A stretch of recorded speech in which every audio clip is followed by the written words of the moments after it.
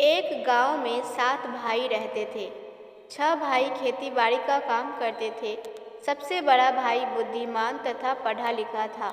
वह राज दरबार में नौकरी करता था। वह सवेरे सवेरे गरम गरम दाल भात खाकर नौकरी पर चला जाता था। सबसे छोटे भाई को बड़े भाई से ईर्ष्या हो गई। उसने अन्य भाई से कहा, बड़े भाई को दरबार में परिश्रम नहीं करना पड़ता, फिर भी उन्हें सबसे पहले ताज़ा खाना मिल जाता है। हम लोग खेतों में अधिक परिश्रम करते हैं और हमें ठंडा भोजन मिलता है। यह बर्दाश्त से बाहर की बात है। सभी भाइयों ने उसे समझाया, बड़े भाई का काम बड़ी बुद्धिमानी का है। छोटे भाई ने कहा, मुझे मालूम है कि उसका काम बड़ा नहीं, बड़े आराम का है। वह काम मैं भी कर सकता हूँ। कल मैं ही उसकी जगह पर काम करने जाऊंगा। पांचों भाइयों ने उसे समझाया कि देखा देखी करना ठीक नहीं, लेकिन छोटे भाई ने नहीं माना। बड़े भाई को जब यह बात मालूम हुई तो उसने मुस्कुराकर कहा, ठीक है, मैं कल नहीं जाऊंगा, दरबार में वही जाएगा।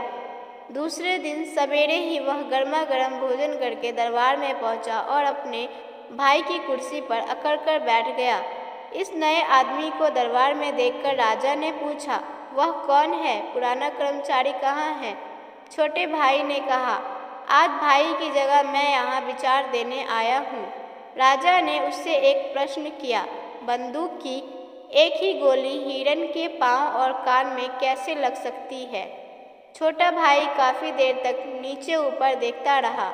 उसे कोई जवाब सूझ नहीं रहा था। उसने कोई जवाब नहीं दिया तो राजा ने आदेश दिया कि इस कुछ बुद्धि वाले आदमी को दिन भर एक पाँव पर खड़ा रखा जाए। वह सारा दिन एक ही पाँव पर खड़ा रहा। छुट्टी होने पर वह घर आया तो वह बहुत उदास था। लजाते लजाते उसने भाइयों से सारी बातें बता दी और कहा कि सचमुच दरबार का काम बहुत भारी होता है।